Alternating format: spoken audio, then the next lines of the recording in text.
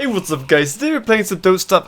Oh, that's a lot of spiders. I'd best gear up for this. Now I'm gonna make some armor just in case I get hit. But you know, we are gonna kite. That way we don't waste armor and don't waste food. It's a lot safer that way. So let's just head on back and get the jump on these spiders while they're sleeping. Wait, what? Oh my goodness. They've transcended. They're using the forbidden technique. Tanking and holding F. That's right, we're doing a boss run with Wigfrid. Firstly, the world settings. The forest is set to small, caves are set to medium, resource variety is classic, and here are the mods that we're using. No server mods, just client mods. This whole run was streamed on my Twitch, so go follow me over there. But now let's get started. So let's now talk about a bit about Wigfrid. What are Wigfrid's special traits? Well, I'm sure you know, but let's go over them anyway. Wigfrid deals 25% more damage and takes 25% less damage. So she has a natural armor. But the biggest thing, whenever she attacks something, every attack she'll regain a slight amount of health and sanity. But because you're attacking so often, that health regeneration and sanity regeneration stacks up a lot, which leads Wigfrid to be able to tank other mobs without losing much, if any, health, whereas other characters wouldn't be able to do that because they would lose health. She can also make battle spears, which aren't very good. They're like worse than tentacle spikes. But she can make battle helmets, which are 80% damage reduction, and they have more durability than football helmets. And due to this, Wigfrid is seen as very much a noob character, but you'll see throughout this run, I gain a newfound respect for Wigfrid, but we'll get to that. Also, her downside is that she can only eat meat, which is like whatever. All the best crockpot recipes are made of meat. It just means the only really good sanity food Wigfrid can use is a leafy salad, which we'll need for Fuelweaver later. And then on day 2, I find like the perfect place to base because I found a wormhole that goes to the swamp and the oasis, and that wormhole is next to a sinkhole. So yeah,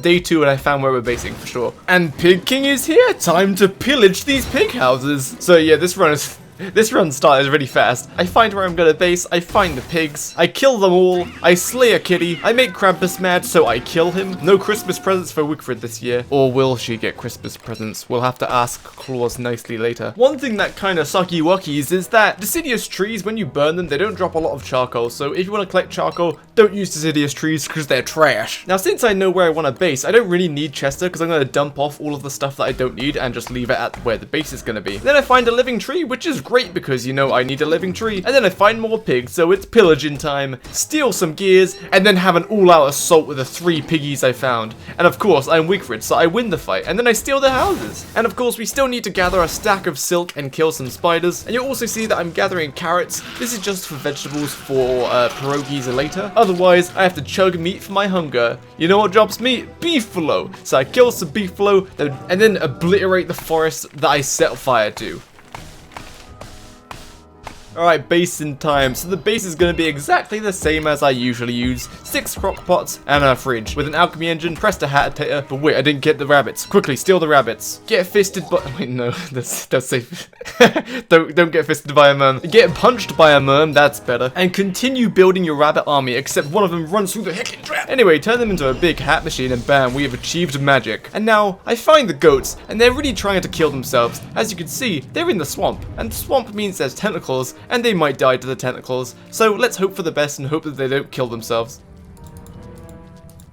Oh!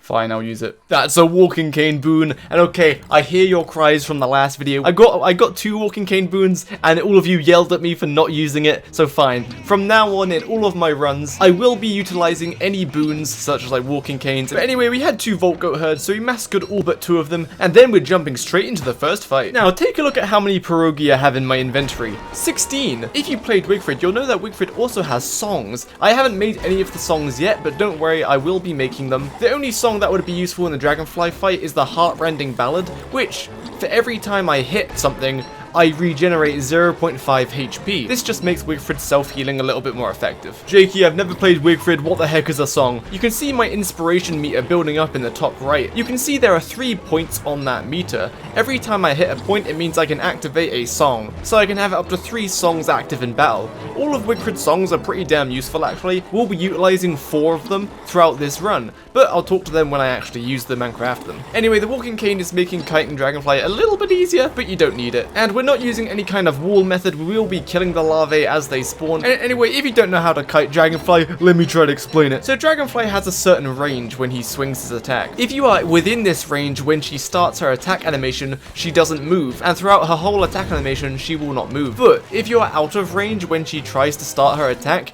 she will move forward, and during her attack, she will continue moving forward, which means you can't kite the attack while she's moving unless you have like an insane speed bonus. So that is why when I kite her, I step back a little bit, then I stop, and then I step back more when she actually starts her attack swing animation. Anyway, as she spawns larvae out of the pools, we're just gonna kill them ASAP because we don't want them to build up. And if Dragonfly does spew out more than one larvae from the same pond back to back, we're gonna put her to sleep because we don't want to deal with more than 2 or 3 larvae at one time. So we want Dragonfly spawning them from different pools. Anyway, that's the gist of the fight. You hit Dragonfly, you dodge Dragonfly, you kill the larvae, and then you put her to sleep to make sure she doesn't become enraged. Now let's speed up the fight.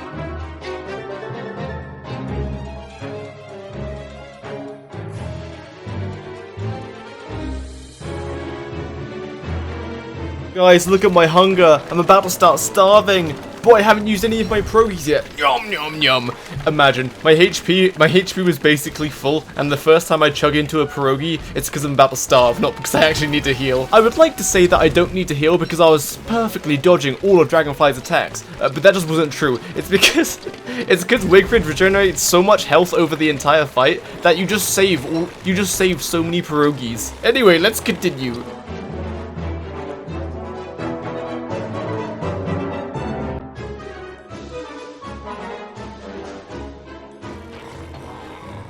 Dead. Thank you, Dragonfly, for the gems. You'll never guess what we're doing next. There's no way I'm just doing the same route as my Wolfgang run. There's no way. Well, actually, there are some things I'm doing a bit different.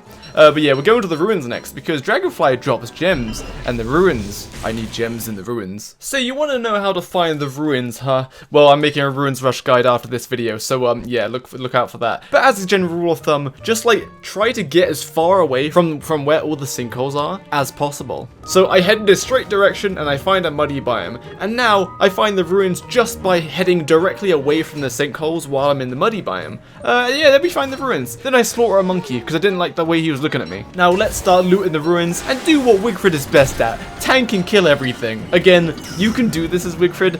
Firstly, because I have pierogi, but secondly, because their health regen works best against low to mid-level enemies, so enemies with less than like 500 health, because her healing scales based on the amount of max HP the opponent you're fighting has. So anyway, we continue mining all the Thulsite because we do want all of the basic stuff that we usually want, and you'll also know that because Wigfrid gains a lot of sanity back, it is really hard to make her go insane. So whenever I see a shadow creature, I'm gonna jump on that opportunity immediately, because getting nightmare fuel on Wigfrid is such a pain. Well, and once I clear out the nightmare creatures from the full station, we're gonna obliterate the blibbin, what they call clockwork bishops. And due to Wigfrid's sanity gain, for this run, I straight up can't just camp a Magiluminescence the entire time, because I won't have enough nightmare fuel to keep fueling it. Because if you know, usually in these runs, I wear a Magiluminescence for the speed bonus for the entire run, but yeah, you need to be insane to have the nightmare fuel to fuel it. So yeah, I can't do that as Wigfrid, which means I have to be a part of the backpack gang. Anyway, I craft some stuff, and then we're heading to Ancient Guardian. And oh no, I'm starting to starve again. So I strategically starve myself down to 160 health,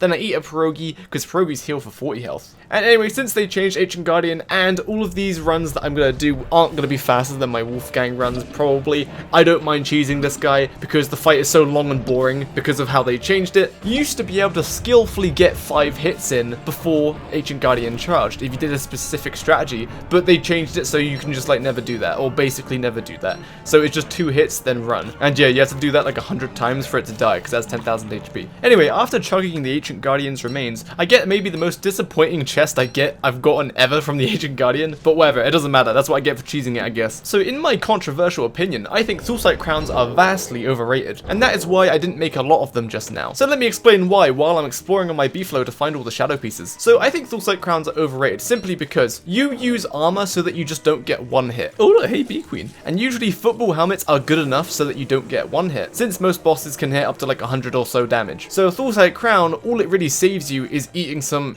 is eating more healing food. So that's why I didn't make a bunch of Thulsite crowns. Hello, is that the terrarium? Knock knock. While the pigs are distracted by some spiders, we're just gonna go in there, grab the cube, and then run away. But as a very skilled player that I am, I'm gonna leave the beefalo bell on the floor, which means if I run too far away from it, the beefalo's just gonna buck me off and run back to the bell where there's werepigs. So let me just werepigs attack Chester. Yes, not me. Anyway, we make our escape, then just kidding. We'll save Chester because he's a very nice boy. And hey, we actually found all the shadow pieces and the set piece. So now we just need to bring them all over here. So there's the knight head, there's the rook head, and I forgot to edit in the bishop head. But it's there, so it's fine. Anyway, next I would like to do Bee Queen. But if you paid attention, when we found Bee Queen, she was really far away from any kind of road. So in the mosaic biome, I dig up a bunch of cobblestone because there is some naturally spawning cobblestone in that biome. Then we're going to plant some seeds because I do need a potato for the lunar storms later on in the run. Then we're going to make our beekeeper hats, make our pan flutes, clear out some bees, and we're going to start the Bee Queen fight. But not before laying down the cobblestone we collected. This will give us enough speed bonus to dodge the Grumblebees easily since we have the Lazy Explorer. If I didn't have the Lazy Explorer, I would have made a Thulsite Club for the extra speed bonus in the ruins. But anyway, it's gaming time. We've got all of our speed bonus and it's time to start the fight. Now, I do only have 3 beekeeper hats for this fight. With Wolfgang, a very clean fight, I can use 2 beekeeper hats. So I thought 3 would be enough, but we'll see how that goes later on. So the strategy is the same as normal. We have some healing food, and in the first phase, we're killing all of the Grumblebees except one. Then we're just face tanking Bee Queen, which is what Wigfrid does best. Stupid frogs, get out of the way. Now, again, here, if I made the heartrending ballad, it would have been pretty neat because I would have used less pierogi since it would increase my healing. There is another song that you can use as well, which is actually pretty much only good for this fight and maybe Klaus's fight. And you'll see that I didn't use it because it is faster to just not use it, but I'll explain what it does since it's somewhat viable in Bee Queen. So what the song does is when you use it, it makes all non-boss mobs around you panic for a few seconds. So the idea is you would use it to get the Grumblebees off of you for a few seconds, but the only problem with this is that it has a really long casting animation and it doesn't last very long. Anyway, we're on to phase 2. Phase 2, she summons 2 groups of Grumblebees, and these Grumblebees, she'll just keep respawning them if you kill any of them. So the strategy is just to put them to sleep with the pan flute and then wallop Bee Queen and hope for the best.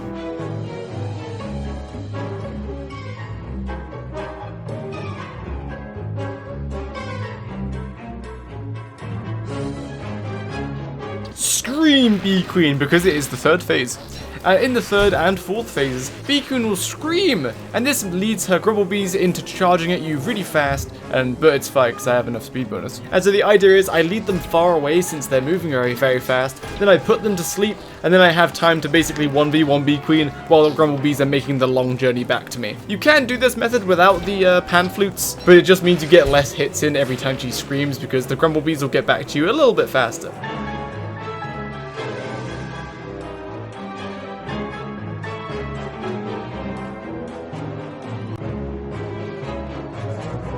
Oh no, it's nighttime! Oh, good thing I have the mag. So the Magiluminescence provides a little bit of light. It's enough to keep Charlie away at least. You can't really see a lot, but hey, it's good enough. And that's what happens when you run out of Beekeeper hats. Beekeeper hats also have a hidden property of making you not able to get stun locked by bees. And as you saw there, because I was using a battle helmet, every single Grumblebee got a hit on me because they all staggered me for a short amount of time.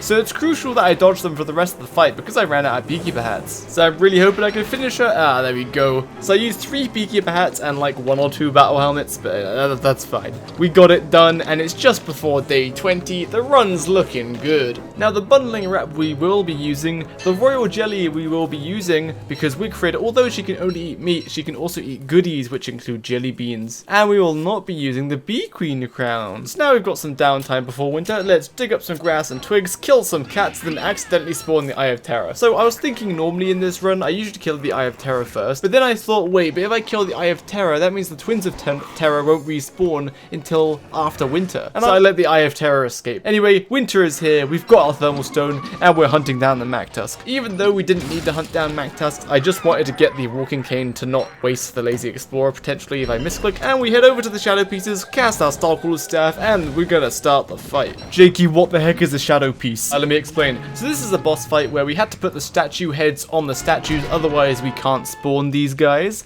And they also only spawn on new moons, and the second new moon is day 21. Anyway, there's 3 of them, and each time you kill one of them, the other 2 level up. Though, it is important to note, if you kill one of them too far away, then the other 2 won't level up, because they don't see each other die. So, that's why I'm kind of careful sometimes to make sure that all the shadow pieces are close to each other, so that they will actually level up. Anyway, we killed the knight first, because he's awful. When he levels up, he has a really long range, and he hits really hard, and he moves really fast. So kill him first, because he's hard. Now, the bishop teleports on top of you and does lots of little hits, but he usually hits you like once or twice, even if you have a lot of speed bonus. And then there's the rook. The rook, you can just straight up dodge his entire attack if you have enough speed bonus, which I do. So that's why we're going to kill the bishop second, so that we're going to fight the level 3 rook, since we can dodge all of his attacks and use up no resources. Now, even though I'm Wigfrid, even Wigfrid couldn't tank the shadow rook. He does an absurd amount of damage, and I would just need so much healing and armor to tank that, so yeah, no. So let's speed up the fight while we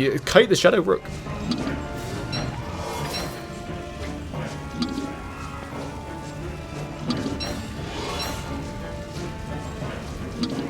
Then I tried to be a funny man and show the chat that you don't have enough speed bonus if you don't use the road, and so of course I immediately get hit and my last piece of armor breaks. So now I'm kind of in a dangerous situation. If I miss 1 or 2 more attacks, then I might die. But luckily for me, I'm an Omega Genius, and I just make sure I don't get hit, and the Shadow Rook dies. Goat spanking time. Give me some horns, please. Because I'm Wigfrid and I don't have enough damage, I do need a lot more weather panes than Wolfgang. Anyway, it's time I start gathering the black feathers, because you need those to make the pencils to make the songs. And I do want to make 4 songs. Then I trade with Pig King to get basically unlimited gold, and I spawn 2 tree guards while chopping down my pine cones ready for Deerclops. Get me your fucking living logs.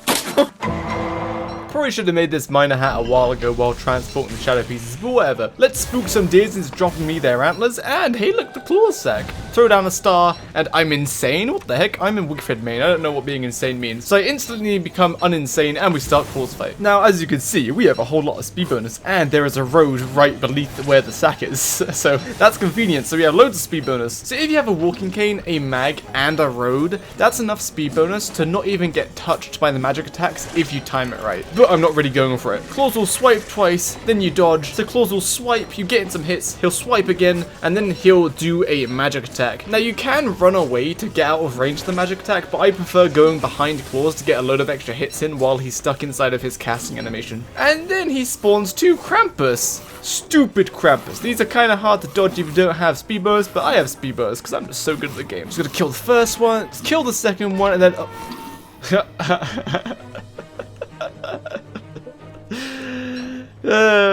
second run in the row, 1% chance. Not even from Claws, from a Krampus, 1% chance. What is this run? I've got a walking cane boon and now I got a Krampus sack. Live commentary, Jakey said that, oh, that was a 1% chance of happening. A Krampus has a 1% chance of dropping a Krampus sack. So, like I said, I decided I was going to use RNG, like the walking cane and the Krampus sack, and hey, we actually got the Krampus sack. You've seen enough runs to know that this is not the end. This is now phase 2, where his claws, but he is unchained. In amongst his magic and melee attacks, he'll have a pounce attack, and if you have enough speed bonus, you can just dodge it at the last second, as you can see. Right before he jumps, I dodged that one wrong.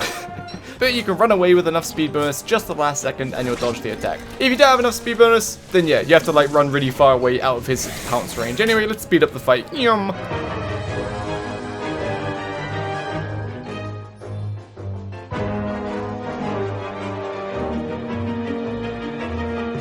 Gosh darn it, holding F always does me dirty. Accidentally attacked a deer and I got spanked. Anyway, that's Claws done. Alrighty, well, oh no guys, I don't have any room to take back the presents. Oh no, oh wait, what's this? Nice. I'll just use this, I guess. Nice, okay. So while I'm freezing, let's make the heart-rending ballad, which I probably should have made, like, in like the first 10 days, whatever, we have it now. And we made the Bel Canto of Courage using the medallion that we made in the ruins, and of course a shadow manipulator, and we're going to save 3 dark swords for a boss coming up next. Charcoal. Oh, what blueprint is that? Blue fun cap. Wow. And Oh, I could have got the life-giving amulet from here. I didn't need to make it. Oh well. Speaking of boss fight, here come the Twin Terrors. Now, I'm trying a slightly different strategy. Since the Twins of Terror transform once you get their HP below a certain amount, I'm going to do a little bit of damage to both of them and then push them over the edge to switch them both into phase 2. Ultimately, what this means is that I have to deal with both of their phase 2s for less amount of time, meaning I could do more DPS because their phase 2s attack a little bit more often and their attacks last longer. And this only matters because Wigfrid cannot kill both of the Twins of Terror in one night, at least without like Volt Go Jelly or anything. Even Wolfgang is like barely able to do that. So I'm allowing myself 2 nights to kill both of the twins. Now I've done a fair amount of damage to the green twin, so we're heading back down to the red twin to do some damage to him. Now as you saw, the green twin, even though he looks blue, his primary attack is he dashes, and he'll sometimes spawn minions. Whereas the red one is different. He prefers to spawn minions rather than dashing, but he does do both as well.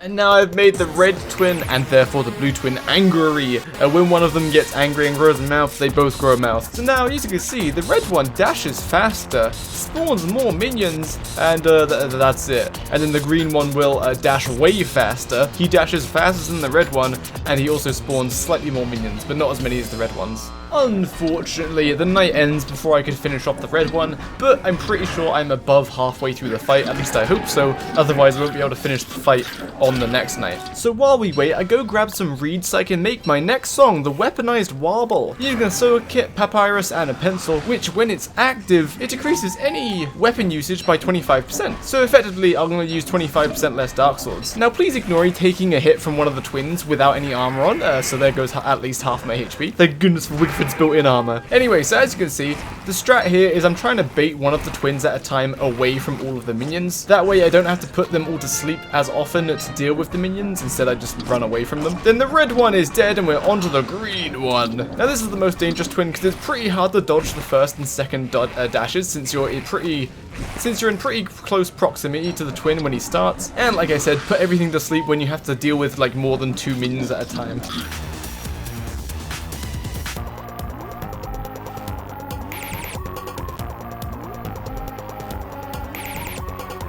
And he is dead. That's it. Twins of Terror is done in just under 2 winter nights. And the reason you do it in winter is because that's when the nights are the longest, so it's kind of easier to do it through 2 nights rather than like 3. Oh, Chester died. That's fine.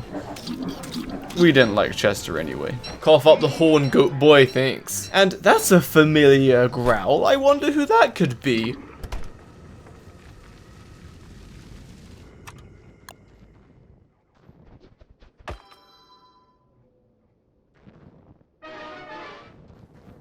Oh, it's your friendly neighborhood wood chopping man. So yeah, we're gonna use Deerclops to chop down the trees that we planted earlier. Did I show you me planting the trees? I swear I didn't. I was meant to. Yeah, so all the pine cones we gathered from chopping down dead trees earlier, we planted them, and Deerclops knocks them down for us.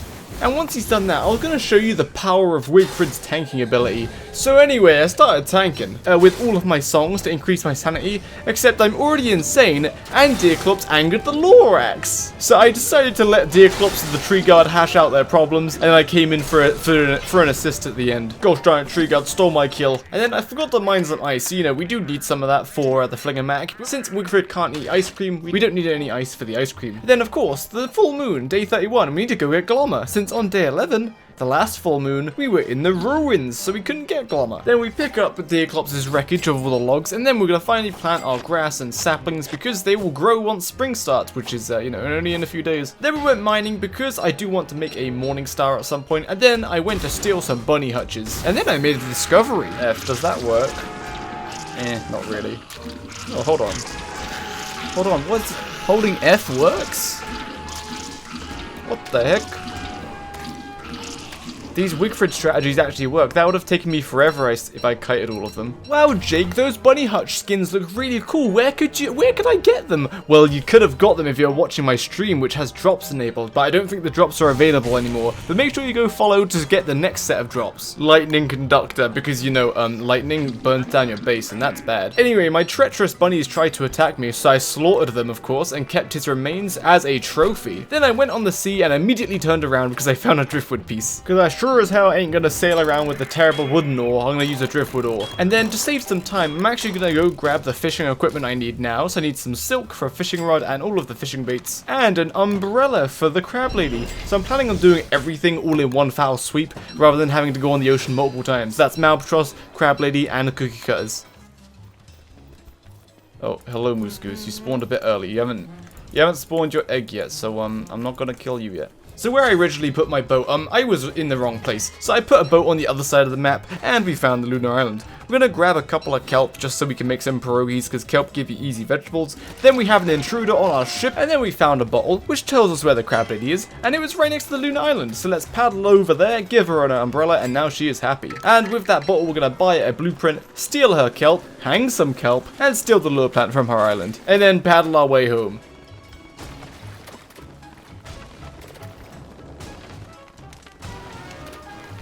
Oops. Now, I'm a terrible pirate. Right here, I turn around rather than continuing in that direction, and you'll see later why that was a mistake, because we are still looking for Malbatross and the cookie cutters. Anyway, we find the cookie cutters, and targeting hates me, so I missed a couple of them, but it's fine. We kill them, don't get enough cookie cutter shells, but we do ram into the salt pillars to get 10 salt crystals so we can make a salt box for our food. Then we find another cookie cutter shoal, and we get 13 cookie cutter shells, and we just needed 10, so this is good. And now I'm looking at the map, because I'm like, what the heck, I haven't found Malbatross, and I've uncovered so much of the water map. And then I go back to where I stopped going earlier, and guess what was just upon the horizon? A Malbatross spawner, woohoo! So I start fishing, and completely expectedly, I fished out the entire shoal, and Malbatross didn't spawn, so we'll have to come back later. So I'm sad, because that ocean exploring took way too long, and I didn't even get everything done. But it's fine, it's Moose Goose killing time. Meat and feathers! Now, because I'm not playing Wolfgang, that means I have less damage. And weaponized warble works on most weapons, but it doesn't work on weather panes. So I need a bit more weather panes than I would if I was playing Wolfgang, since the fights that require weather panes last longer. Anyway, I planted a lure plant, and this is for good reason, because lure plants grow leafy meat. I need leafy meat to make leafy salad, which is one of the few sanity foods that Wigfrid can actually eat, since she only eats meat and meat-like things. Now, into the caves. On day 51, there is another full moon, and on that full moon, we have to do the Moon Cooler Staff event. And to effectively do that, I'm going to want these fossils, but I also need 8 fossils to spawn Fuelweaver. These spider nests always drop 1, but sometimes 2 fossils, so that's why I do it. It's a pretty quick task. But while we're also down here, we're looking for Toadstool and Fuelweaver. And as you can see, I found a lot of tentacle pillars, and none of them took me to Fuelweaver, and none of them took me to Toadstool. Well, that's a lie. I found 2 Toadstool spawners, but neither of them had Toadstool in it. That means there's one Toadstool spawner somewhere that has Toadstool there. Gosh darn it, I've really found all of the tentacle pillars except one, and the last one is the one that goes to Fuelweaver. Anyway, back to the surface. Lure plant, give me your meat. It's before day 51, but let's set up the Moonstone so that we can block any creatures that would try to attack the Moonstone during the event. Slap the star crawlers in there, put some walls down, and put the fossils down, and we're ready for the night of day 51. Look at all this meat I have in my fridge. This is insane. Look at all of that. Oh my goodness. Also, I made an oopsie whoopsie, and all of my royal jelly spoiled. I didn't make it all into jelly beans, so now I only have 2 left. Oops. Hello, Moonstone Event. This gosh darn Clockwork Knight was frustrating me, and so I killed him. And that is how you solve all of your problems in life. Now, because there's a lot of creatures, I'm going to take this rare opportunity to go insane by standing next to them and kill some shadow creatures, and the Moonstone Event is done. The way I blocked them from getting to the Moonstone is I put some walls down so that they go around the walls, but then I put a row of fossils so they get stuck on the fossils. Anyway, the Mooncrawler staff is mine, and I win. Then I go to Pig King, pick up some of the gold that I didn't pick up, and I get some more leafy meat. And I'm going to do this strat because I know some people will cry if I don't. You can place a boat and then put a lure plant on the boat, and it won't grow any eye bulbs, so it's easier to harvest the meat. Oh, let's go try spawn Malbatross again. Oh, hello Malbatross, you just wanted to be here? Okay. So I realized because I'm not Wolfgang, my boat might actually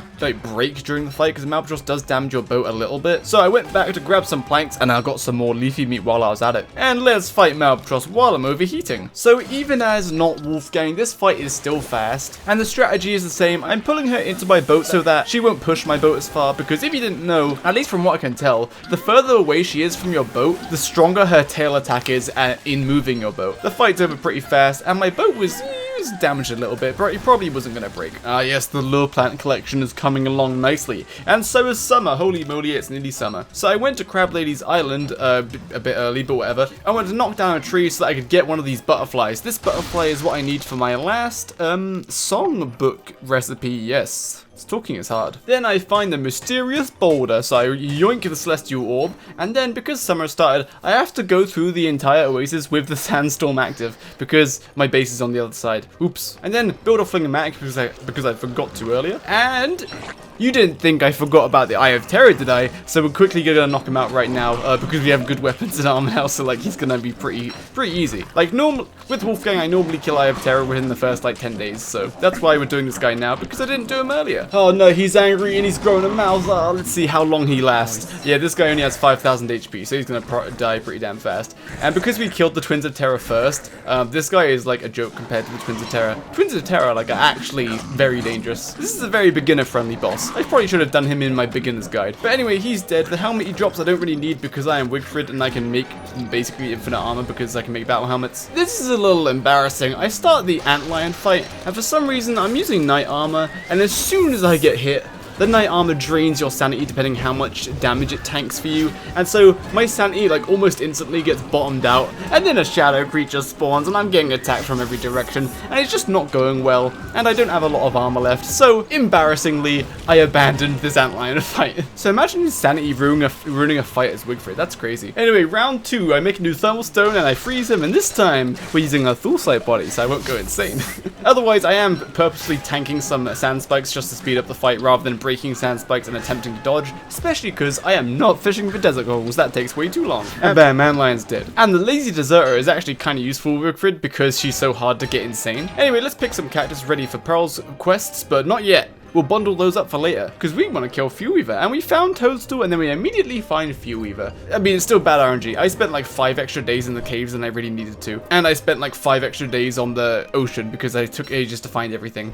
Anyway, more leafy meat, and then we're going to make the jelly salad. 2 honey, 2 leafy meat, and that gives you a jelly salad, which gives you 50 sanity and counts as a meat dish so that Wigfrid can eat it. So because I need way more stuff than Wolfgang it does to the Fuelweaver fight, I need to use 2 bundles to bundle all my songs and all of my stuff to make my armor, and off we go to Fuelweaver. Grab the ancient key, throw the ancient key through the tentacle pillar because I didn't have room, and oh, I can't pick it up. It's bugged. I can't get it. Oh my goodness. What is this? But anyway, I just reloaded the game and the ancient key got pushed out of inside the tentacle pillar, so we got it now, so it's all fine. I've locked them. Yes, I've locked them out. I'm so smart. What idiots. Now I can heal my sanity in peace. Look how smart I am. So yeah, I want to preserve my jelly salad for inside the Fuelweaver fight, so I'm going to use the Bee Queen crown to gain sanity at an ancient obelisk in the little maze before Fuelweaver. And now let's get ready for Fuelweaver. And now I'm going to explain his attacks during the fight, so let's watch this together. So he has a basic melee attack with his skull, which I'm going to dodge the majority of the time.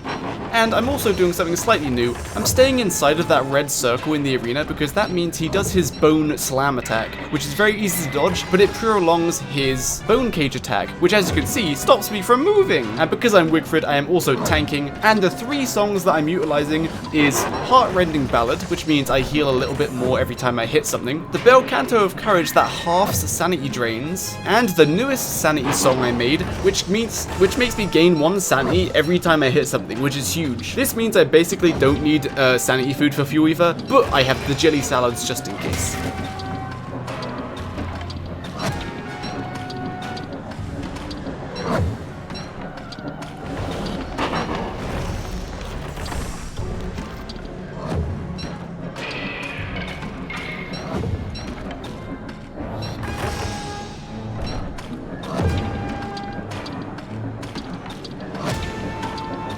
And now we've entered phase 2, you can tell, because that move right there was the ancient Fuelweaver summoning his shadow hands. These shadow hands only appear around the arena while you're insane, and they give him a shield, which means you cannot damage him. So I have to use the Nightmare Amulet to go insane to kill the shadow hands, and initially at the same time he'll summon healers. These healers will slowly crawl towards ancient Fuelweaver, and once they get close enough to him, he'll bend down and try to eat them. Now they only take 1 hit to kill, so that's why I have the Weather Pane, and I can just hit them with the Lazy Explorer. Now I said initially they spawn at the same time, because after you kill the last shadow hand, a timer starts. And same with the healers, once you kill the last healer, a timer starts until the Fuelweaver will do those attacks again. Now what I like to do is kill all of the hands first, then all of the healers, because that means as the fight goes on, I can kill all the hands and then I can DPS Fuelweaver while the minions are spawning. Then I can use the weather pane to destroy the minions while I'm DPSing.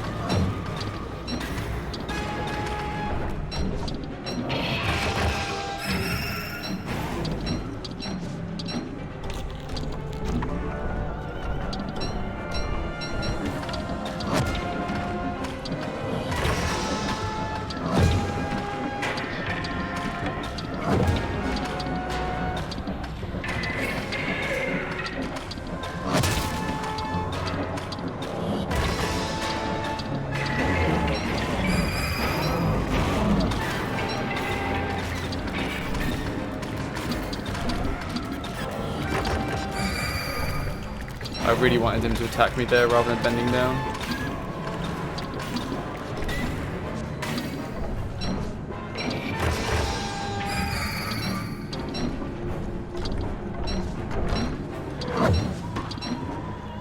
Just there, we witnessed the first attempt at a mind control attack. So if you're insane, the HF Fuelweaver will try to mind control you, which doesn't actually mind control you, it just immobilizes you for like 4 or 5 seconds. And so that's why I chug a jelly salad just to be sure he can't mind control me. But the reason why the mind control attack triggered is because I put on the Nightmare Amulet temporarily.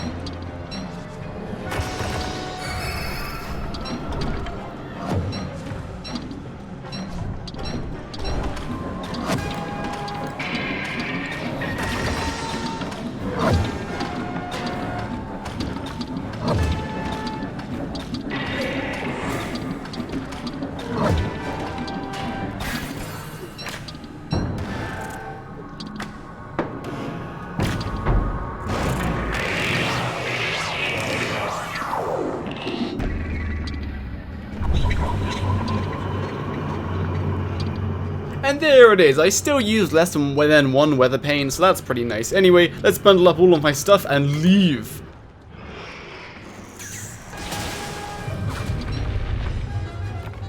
Back on the surface, we are very deep into summer, and now it's about time to farm Nightmare Fuel, you're darn right, because I'm just never insane as Wigfrid. I can use the brand new bone helm that I got from Fuelweaver, which forces insanity. Anyway, let's do some Crabby Hermit tasks. So let's get some berry bushes, some butterflies, and a bunch of other stuff which I can't bother to list. Force feed her a flower salad, force her house to be nice and pretty so now it's a mansion, fertilize some berry bushes, plant some flowers, litter her island with all of my fishing equipment, and then steal some junk from around her island. Then we wait for morning, where we get her pearl, yay! And then I'm immediately gonna litter her island with the stuff that I pulled up from the ocean. Anyway, goodbye Pearl, I'm leaving forever now, goodbye. Mooncaller staff, you served me well. Now give me your living logs, ooh, and an iridescent gem. You know what we need this for? Archives? But while we're on the way to the archives, let's absolutely obliterate any mushrooms that we find for the living logs. And we're in, boys. Now let me just find the place to put my gem in and just listen to the beautiful ambient sounds.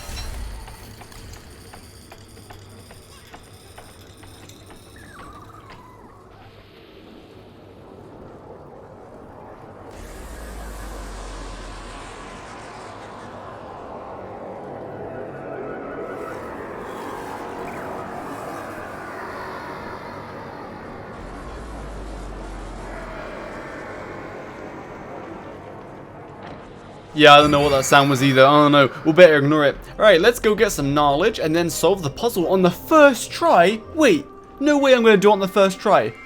Oh my goodness, I'm so good at the game. I did it the first try. I'm so good at the game. Anyway, this knowledge gives us the Astral Detector. We need this to find the rest of the Lunar Altar pieces to spawn the last boss. Also, I'm a big old liar because I had to brute force that puzzle for a long time until I got it. I did not get it the first try. Well, thank you for doing the mining for me, Mr. Centipede Man. Oh, another mushroom, living logs. So much pain. Now we do as the Astral Detector commands. We hire our old beefalo and we find all the pieces that we need. All 2 of them. And now we have to put these in place because the stupid Astral Detector keeps pointing towards Lunar Island. The Astral Detector always points to the 2 that are buried in the ground, then it points towards the Lunar Island altar pieces, then it points towards Crab King. So I have to put them in place, otherwise it will not point towards Crab King. Gosh darn it. And then when I'm coming into dock, I accidentally come in a bit too fast and bonk, and I have no boat patches on me, so this boat is probably gonna sink. Oh, it's still leaking. Repair. Yo, I actually made it in time. It had like 13 health left, I think. A good pirate always goes down with their ship, but no, I'm a bad pirate. Anyway, so I didn't have enough purple gems. I just needed another red gem, and I got a blue gem. Nope. Oh, there's a red gem. So now I have enough purple gems to kill Crab King. But first, we need stingers for boat patches because you need boat patches for the Crab King fight. Yes. And the Astral Detector is pointing over there, so Crab King must be right about over there, maybe. Gosh darn cookie cutters, leave me alone. I already have all the shells that I need. I didn't bring my beefalo hat.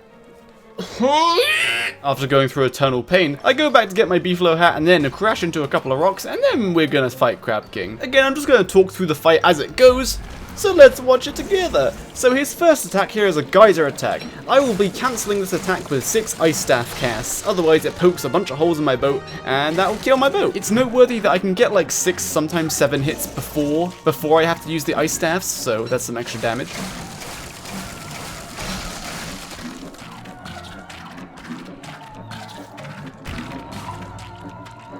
And now he has entered phase 2, kind of, where he can summon some claws, which grab onto your boat and do damage over time. Now I've positioned my boat so that only 2 of the claws will attack, rather than like 3, which would make it a whole lot less bearable. And for this fight we're using Weaponized Warble and the Clear-Minded Cadenza. This way I'm not going to go insane during the fight from using a Dark Sword. And the durability reduction that Weaponized Warble gives also applies to Ice Staffs.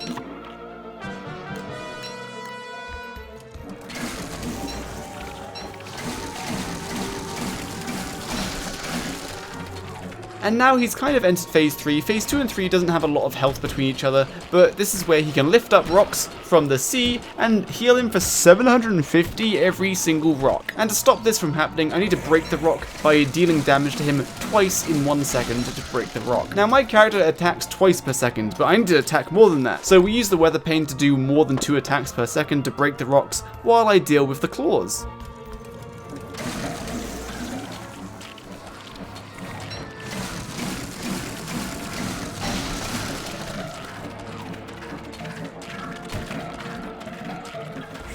Uh-oh, what is this? This is a freeze attack. So this is why I need a beefalo hat. Because if I didn't have any kind of insulation, I would immediately start taking freezing damage as soon as he started doing that attack. Now, if you stay too close to him, by the time he finishes that casting animation, he completely freezes you. And then he repeats that attack until your boat sinks. So that's why I run away at the last second. I get in 6 or 7 hits, run away before he freezes me.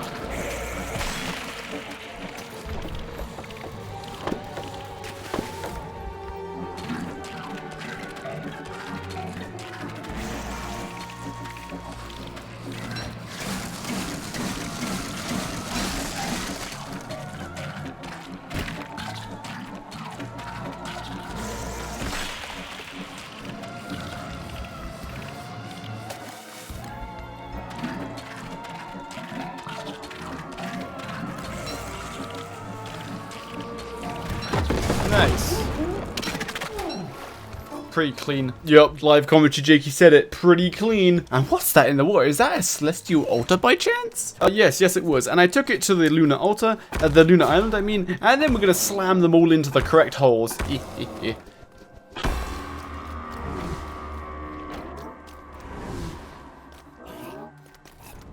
Moon Angie. Now this beefalo is actually a second beefalo that I hired, and I'm trying to get him off my boat, but he doesn't want to leave, so whatever, he's just stuck on the boat even though I dropped the beefalo bell on the lunar island, and he's meant to follow the beefalo bell. But then I forgot to get my 2 moon shards, which I need for the astrogals, so I go all the way back to the lunar island to get the moon shards. Then I hired some bunny slaves and found Wagstaff. Hello Wagstaff. Then I learned the astrogals and unbundled the potato from earlier, and there's the astrogals. And now we can see the gift of sight. Now, same strat, I'm going to use the bunny men to kill the birds while I gather the materials and give Wagstaff the tools. This will save time rather than doing it all myself. Anyway, there's the first event, gimme. Is that a roar I hear? So yeah, Bearger is coming, and my bunnies were starting to betray me for some reason. I think I fed 4 carrots to 1 bunny rather than spreading them out evenly. So I let Bearger kill the bunnies for me, and then we killed Bearger. Now this run is like kind of substantially slower than my Wolfgang run, so I'm not really caring about the time at this point because it's already day 85. Anyway, since my bunnies died, I'm gonna go rob some more bunny homes, get some new recruits, and as soon as I armor them up, they instantly try to kill themselves against my local spiders. So I help them in their fight against the spiders. Anyway, second Moonstone event done, and third Moonstone event is, well, I'll let live commentary Jakey talk about it. Okay, frogs, bunnies, birds, and hounds. Let's go. Oh boy. Attack the, what? Attack the hound! What was that? He hit the frog, are you kidding me? Man, targeting makes live commentary Jakey sad. Anyway, so I completed a different Moonstone event when it moved location, and geared up for Celestial Champion.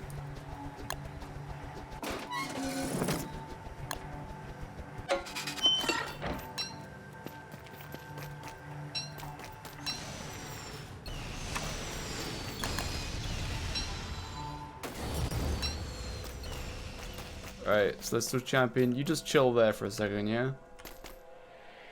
Make sure he doesn't do anything dumb. Okay, he's going to go attack something else, that's fine. Now, normally I use Glommagoop to reduce my sanity during this fight. Wigfrid cannot eat Glommagoop or green mushrooms. The only way to reduce my sanity is like eating raw meat, which I did do, but like I'll just use the bone helm until it gets low percent and then we'll switch to something else. Now, the reason why you want to be insane is because when you're not insane on the lunar island, Gestolts will spawn, and if they hit you twice in a row, they put you to sleep, which leaves you vulnerable to loads of damage, since this boss does do a lot of damage. Now, the songs I've brought are weaponized Wobble and Heartrending Ballad to make it so I use less Dark Swords and I can heal a little bit better over time. Now, since I am not Wolfgang, I do not do enough damage to perpetually put this guy into his defensive state. Is when he curls up into a ball and summons a bunch of Gestolts. Otherwise, he can do his little slam attack where he slams his legs on the ground. Then he does his rolling attack, which he just rolls and he'll occasionally change direction towards you, so you just have to be nimble on your feet. And that's it for phase 1. Let's speed it up.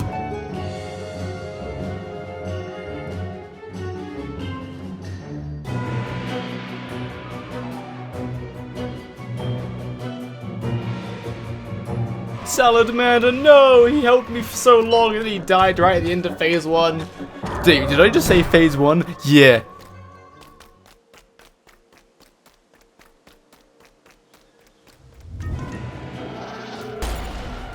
So this spinning attack is actually more complex than you would have thought. So, when he initiates the attack, he looks at your character's speed bonus, and his speed then scales with your speed bonus, so that he basically matches your speed. So that's why I keep the log suit on and switch to the Magiluminescence after he starts spinning. That way I move faster than him. Then he has an attack where he slams the ground 3 times, and he summons a bunch of greater Gestolts. Usually you can run in a circle around him, and you just need to squeeze between the Gestolts so you don't get hit. Then he has a basic melee attack where he just slams the ground once. And one more attack which summons these moon pillar shard things, which you have to be careful about because 1, they can damage you, and 2, if he follows that attack up with a spin attack, potentially you're trapped and about to take a bunch of damage because you're trapped inside of the walls.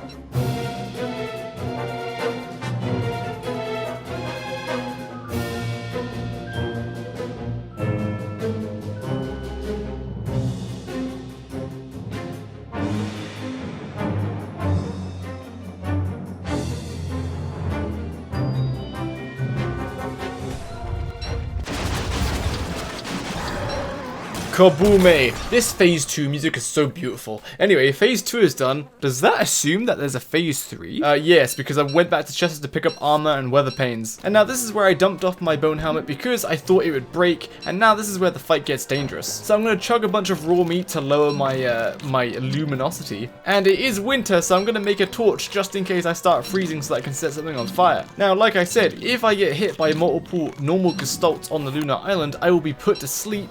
And that means the Celestial Champion gets just some free hits on me. So you can avoid that by not being illuminated at all, or just don't get hit. Just look out for Gestalts and just avoid them. Anyway, let's talk about this bad boy's attacks. So first of all, he's going to plunge into the ground and summon a bunch of great Gestalts that will chase you until you leave the blue circle around the Celestial Champion. That attack can absolutely shred you apart if you don't move, or if you get put to sleep, because greater Gestalts hit extremely hard, and as you saw, Celestial Champion summons loads of them. Next, he summons these moon pillars. As you can see, there's a bit of a light radiating out of each pillar. If you stay within this light, your luminosity goes up very fast, and it can put you to sleep. So that's why we have the weather panes. The weather panes will destroy them from a distance. Because also, as you can see, Celestial Champion is slippy as hell, and he keeps running away. Next, he has a basic attack where he'll just slam into the ground and hit twice, but you can just dodge it.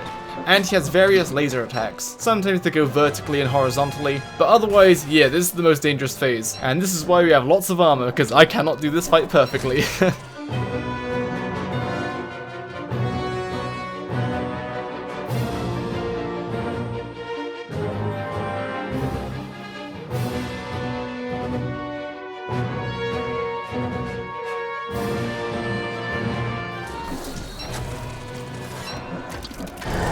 Ooh, we finish him off right as we start freezing. Well, that's the run done, right? No. No, it's not. We actually didn't do a boss yet. Do you know who it is? Have you been keeping track? Well, I'll tell you when we get to it. But hey, Workstaff is there to steal the moon's power, and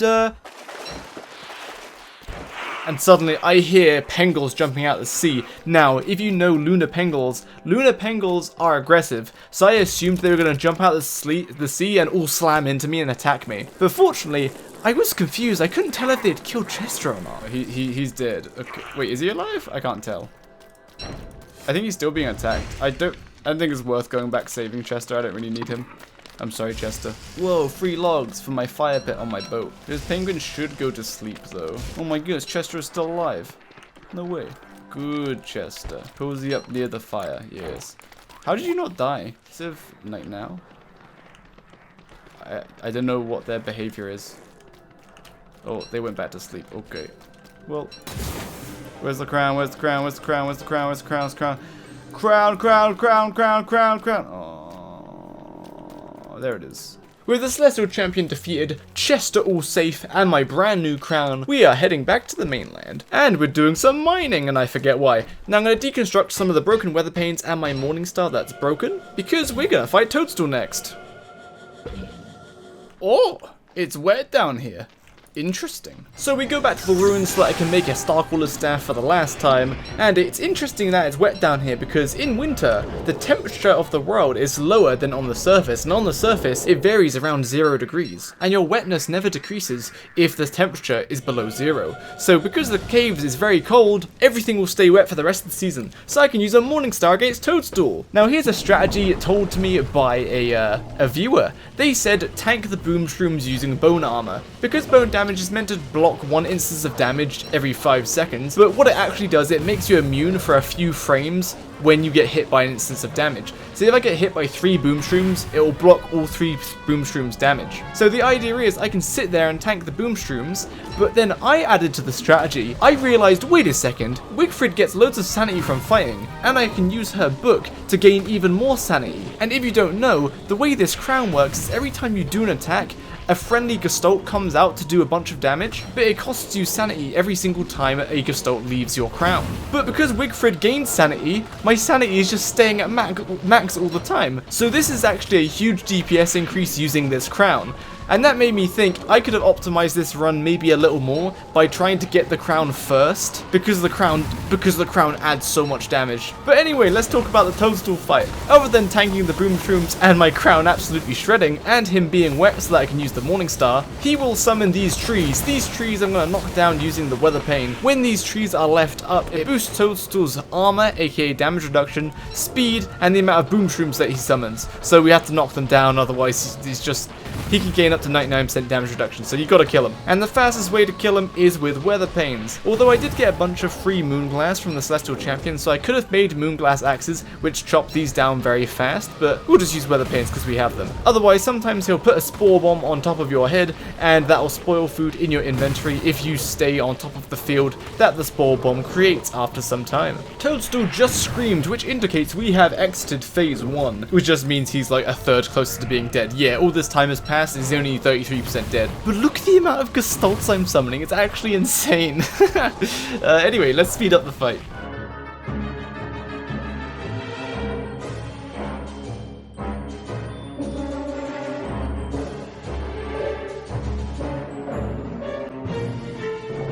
Now comes part of the fight where it's pretty damn dangerous. You see, because once the bone armor activates so it blocks an instance of damage, it then goes on cooldown for 5 seconds. So if I get hit by something like a rock, and then I get hit by 4 boom shrooms, I'm gonna die, because the armor activated against the rock and not the boom shrooms. So you know, there wasn't a close call at all. I didn't almost die at all. No, no, no. Look at this. Oh no. Oh, I might die. Oh, I thought I was going to die there. I really did. I forgot he was going to stomp. Oh. Now, watching that clip back, I think I would have been fine if I just tanked the entire hit. I think only his second stomp would have hit me, and it wouldn't, and all the boom shrooms would have been blocked. So I actually don't think I would have died, but at the time, I genuinely thought I was going to get hit by everything.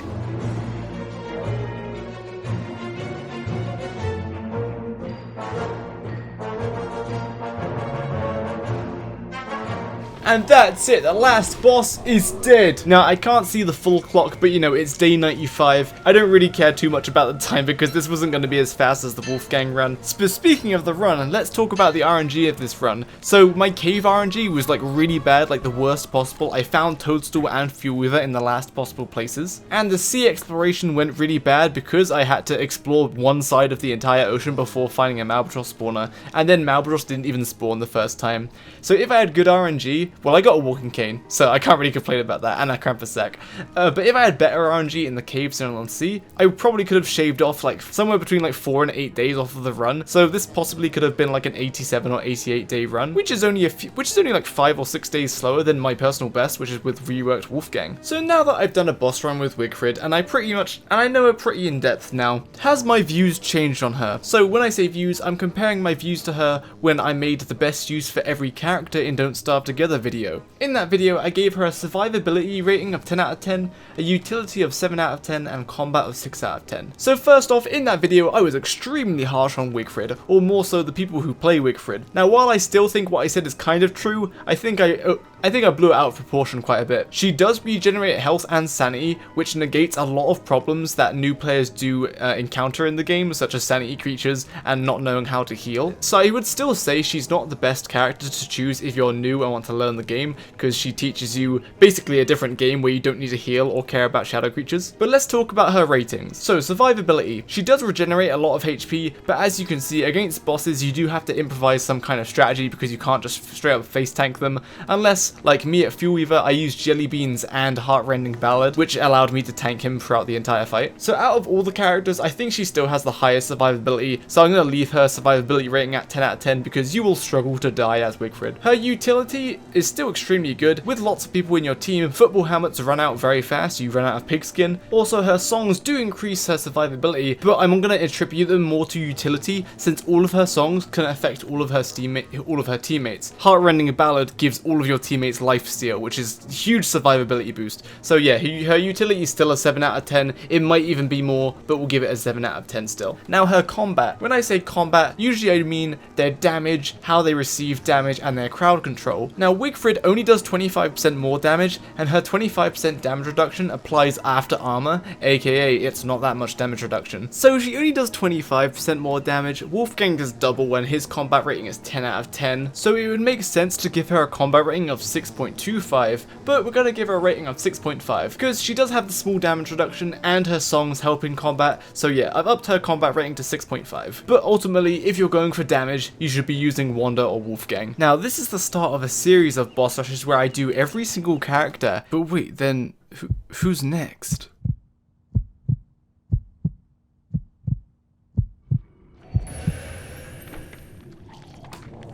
That's right, it's Wanda. So any Wanda mains in the comments, please tell me any tips that you like about Wanda. I will practice with her before the run to make sure that I've got her strategies down. I'm pretty sure I know the strategy for the run. Any tips about Wanda in the comments, and look forward to that run. But the next video is going to be a Ruins Rush guide, so yeah, look forward to that. Thanks for watching, like the video, leave a comment, and I will see you in the next video. Also, follow me on Twitch so you can watch the run live.